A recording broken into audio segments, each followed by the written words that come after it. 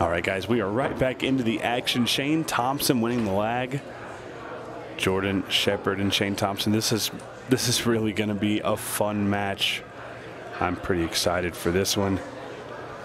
Of course, Stephen Wyatt and Mr. Stephen Jameson here in the booth with you. Steve, how you been doing, buddy? I'm doing good. It's been a while since I've seen you. Yeah. we've been off and on, and yeah, I'm really excited for this game. It's one that as soon as it was drawn in the winners' qualification, it was one I was excited for.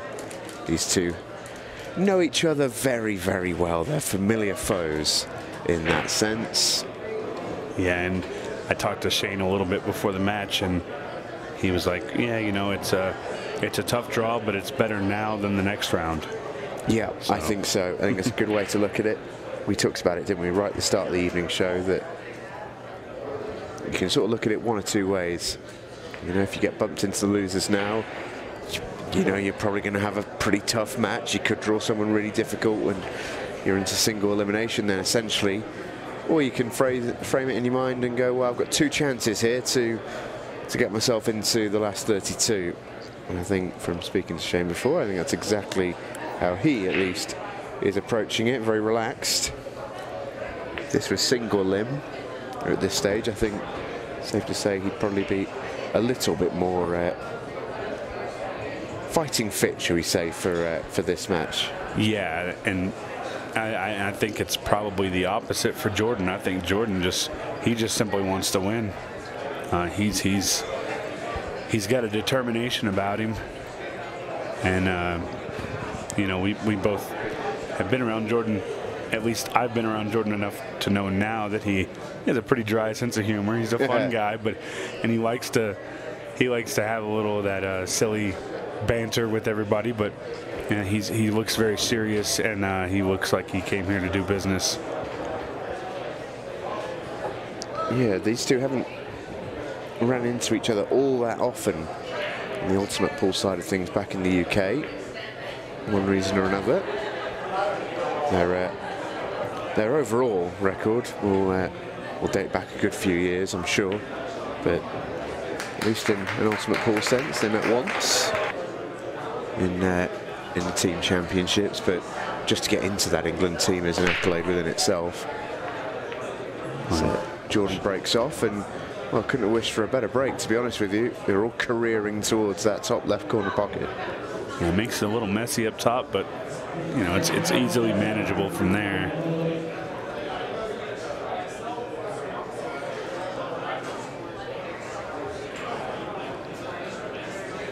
It's really just this first ball that he needs to get in. Yeah, there's definitely some figuring out to do, because I think he's going to want to take stripes. I think, could be wrong. I like the stripes as well. I think you've got to start down low. And it's not the shot in the shape that you want to start off with, but it's the one that's going to work. Yeah, that's not bad. 10 ball, I think he has access to the 10 ball. I think he definitely does. Yeah, pretty tight. I think he can sneak through, but the issue is the 5, because that blocks the 9.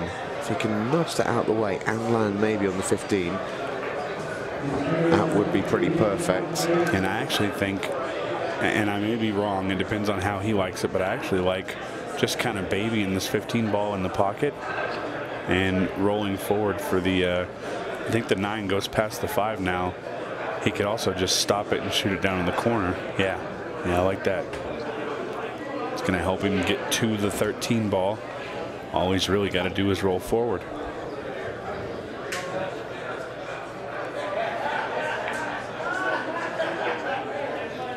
Yeah, just like that.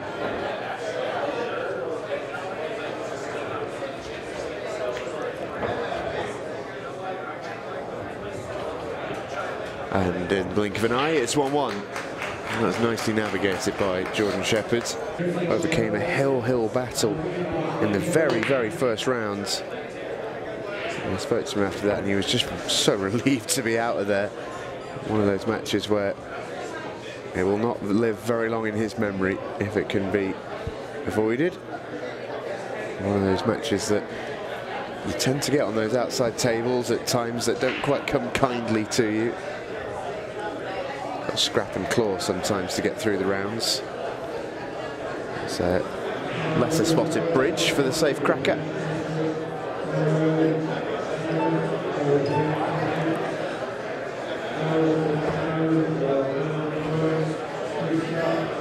So these guys, specifically the European players that come over, are they going to be pretty comfortable with the rest with the bridge?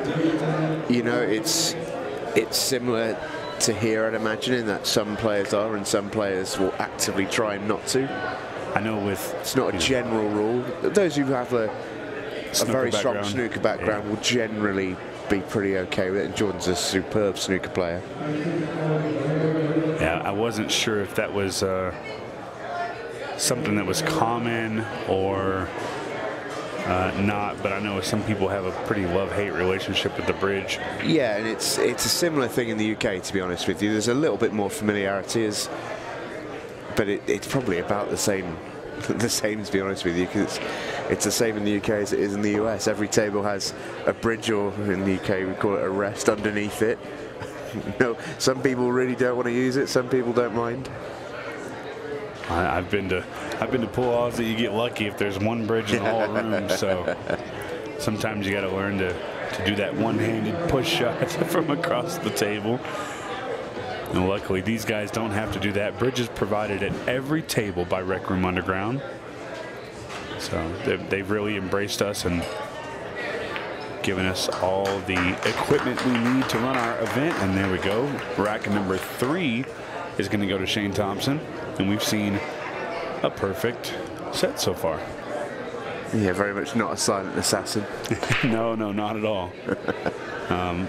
I haven't spoken to Joe. I don't know how he's doing in the event. I know he had a lot of fun at Kansas City and was glad to be back. Well, I can tell you he was just playing against Tom Cousins, because that match was on the table right outside our commentary room. You're right. I actually do remember seeing both of them there. So stand by, caller. We'll get back to you with the result of that in just a moment. Well, I tell you what, Joe looked pretty smiley. He did. A minute ago. But reading into his body language is always a risky game, in my experience. Wouldn't that be a bit of an upset? Yeah, it would.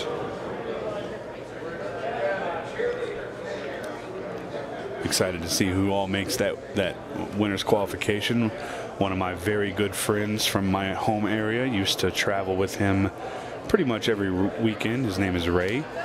He has made the final 32, undefeated so far. And that's a big accomplishment in the field that we have. Well, your suspicions were correct. Joe Prince wins against Tom Cousins, who's been bumped to the loser's side. Big win that for Joe Prince. Yeah, well, you know, he came and did big business in Kansas City. He came out to play, and maybe Joe's found his calling on these American tables. Yeah, there's absolutely a possibility. Only falling to the eventual winner, Chris Melling, in which Chris played an absolutely phenomenal set.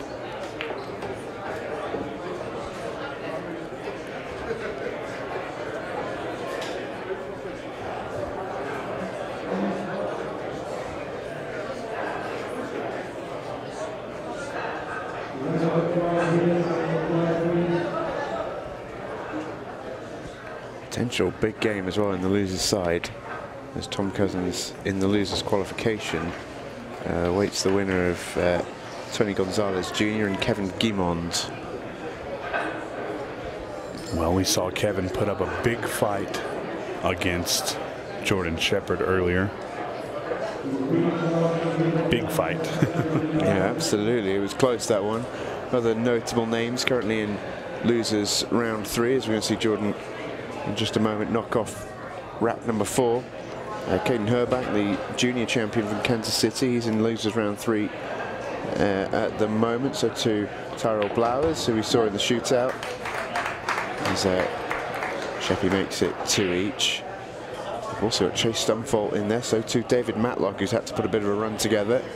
in the last couple of years, especially as Jordan worked a lot on his mental side of things and how he approaches everything out there on the table. I'm a big believer, and he is too, that a huge majority of this game is played in your head. And I have to agree with that. Shane breaks dry, gives Jordan the first chance to really counter punch here and break the serve.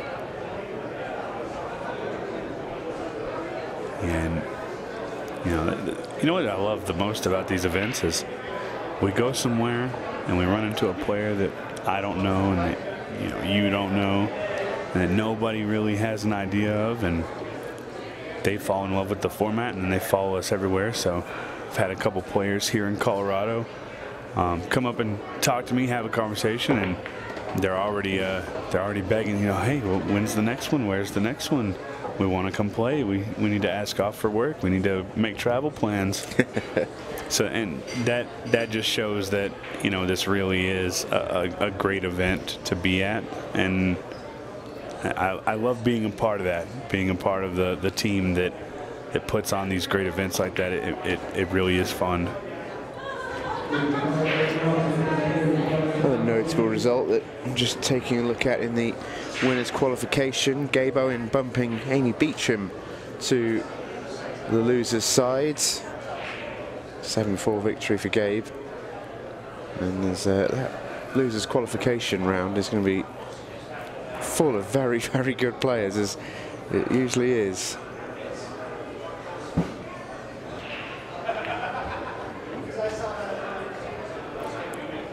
Yeah, it really is. When it rounds out and we get our final 32, I have a feeling that it's going to be it's going to be hard to pick matches to go on the stream table, because I think it's going to be one of those situations where every single one of them is worthy of being on the TV table. There's a lot of good players here. Yeah, there really is. Just to bring you up to speed with the other winners qualification matches. Cleve Thompson falling to Jovan Bustamante, 7-4 the win for Jovan. Jim Calderon is 5-1 up on Primo Frere. Jonathan Lopez 7-1 winner over Lamar Clack. Gabe Owen 7-4 over Amy Beecham. Adam Cisneros getting the win over Marty Walczewski, 7-3.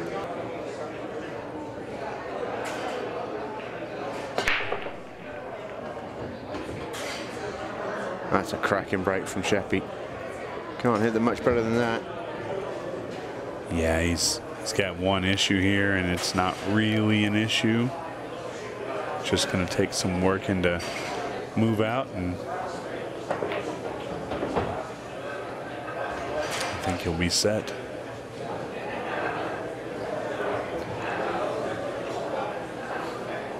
This 15 ball being on the rail, again, it's not a major problem, but it is something that he's going to have to deal with. I'm sure he's going to want to take it out early. Doesn't want to get right up on it. I think he'll be okay here. Just don't want to overcut it. We've seen a lot of people do that on this table. Oh, and he undercut it and he hit the point. So Shane Thompson coming to the table now. Well, that's the first mistake in open table when it comes from Jordan Shepherd's side.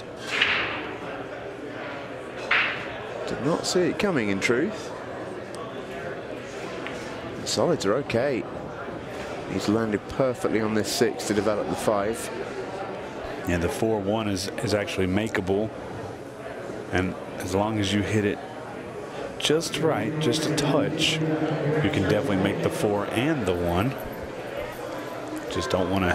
You want a little bit of an angle on it. That way you can just clip off of it. That's a nice shot there to develop the 5 ball from Shane Thompson.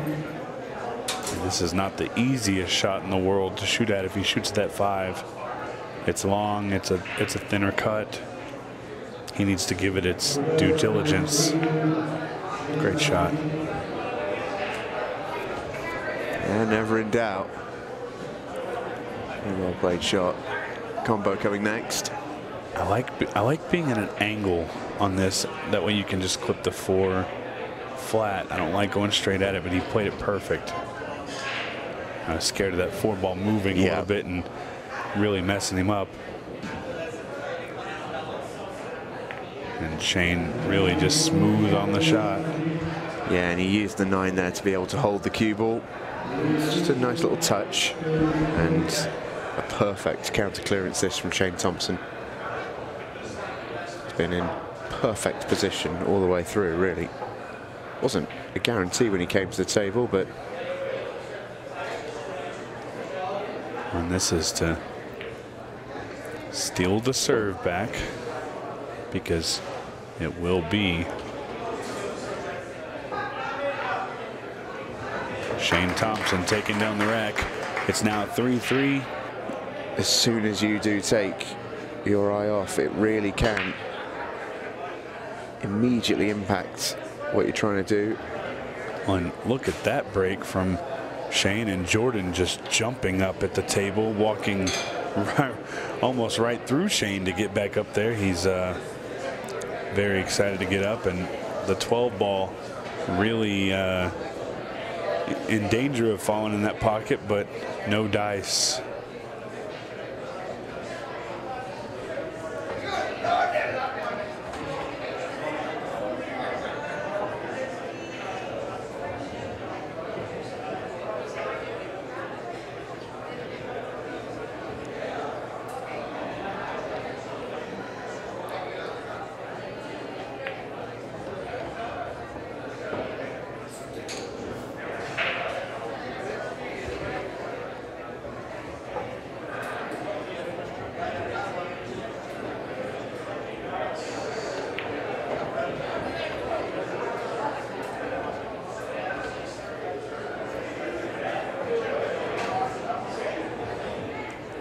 Shepard really just taking control of this rack and eyeballing it down and doing what he has to do to take it home.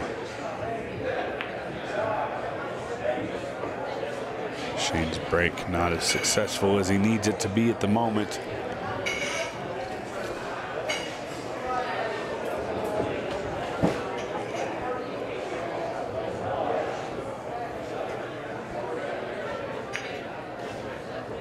Nice little drawback on that shot. He's going to get to the 8 ball in almost record time, it seems. And it is 4-3 Jordan Shepard with right around 23 minutes left on the clock.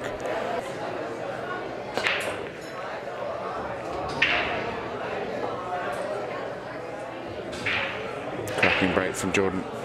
It's what's sort of keeping him ahead of the 8 ball here. He has made one mistake. Shane Thompson has still been perfect, but Jordan's break has just been that touch more reliable. He's had the lion's share of the chances here, and a good opportunity to almost sense the finish line by getting to 5 first. In a race to 7-5 always feels like a big obstacle to overcome.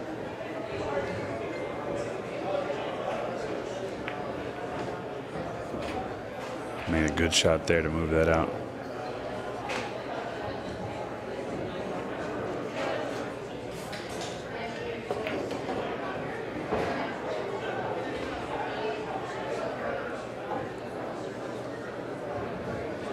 And the Welsh Wizard is in business again here.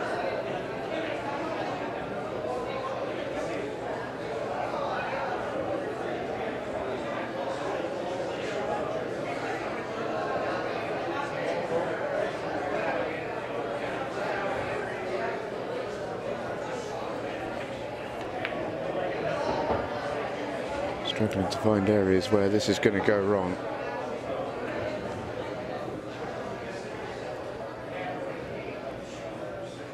Yeah, Jordan's in a really good spot here.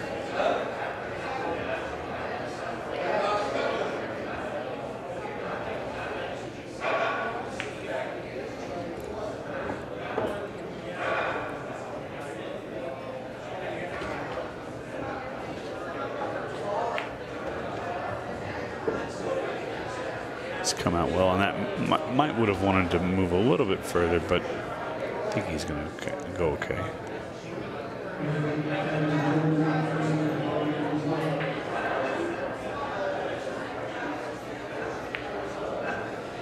Yeah, beautifully executed. Came up a little awkward, but he's going to be okay.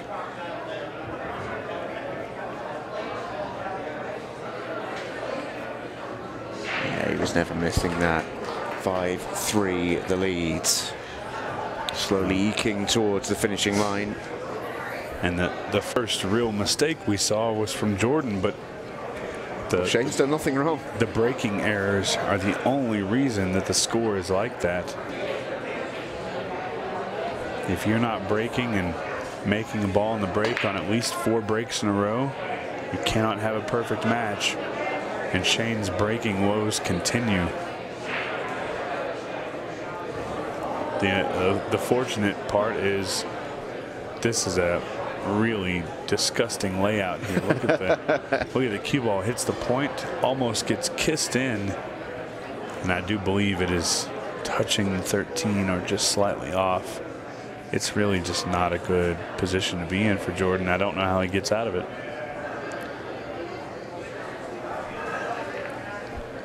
Well, that's how.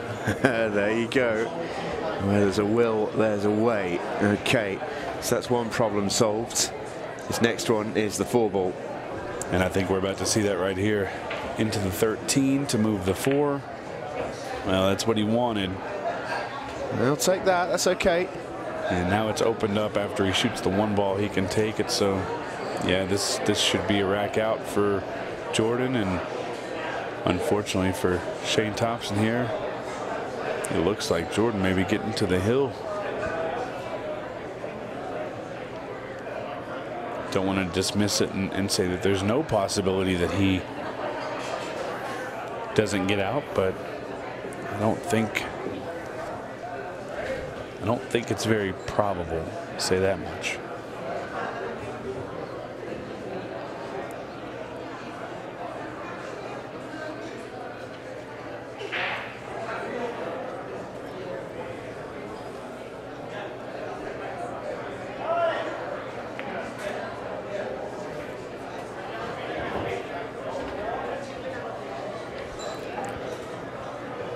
Nice angle here just to drift. Yeah, that's a great shot there. Just gonna do a little bit of a drag shot across the table. Give himself an opportunity at the 2 ball. And then to the 8.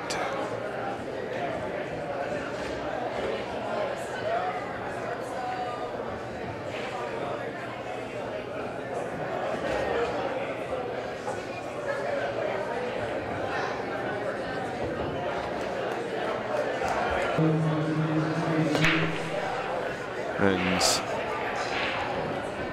well, whatever Sheppy's doing on the break, it's working. He's found the magic sauce, that's for sure. Worth pointing out the loser of this match, which at the moment odds on to be Shane Thompson, with Jordan Shepherd at the table on the hill, will go into the losers qualification rounds, where they will face either Tyrell Blowers or Shane Petrick. Shane Petrick, obviously we saw him earlier, and I'll admit I have a little bit of a soft spot for him. He's a Texas kid. And Tyrell Blowers, another one that we have spent some time with this weekend. Another one who also had a match where he didn't get to really showcase what he could do on the TV table. So those 2 gentlemen have both felt the wrath of the TV table against Tom Cousins and Chris Melling respectively. So the opportunity to play one of these players, I'm sure, is jumping at them because they want a little bit of revenge. Jordan Shepherd is flying. He can taste the winning line. A quick 1, 2, 3 salvo. And that is all she wrote. Jordan Shepherd wins the All-UK battle and dunks Shane Thompson into the B-side, where he's going to have to fight for his right to enter the last 32. Jordan Shepherd, though, is in there already, and he's sitting pretty in the final 32. We'll speak to Sheppy in just a moment.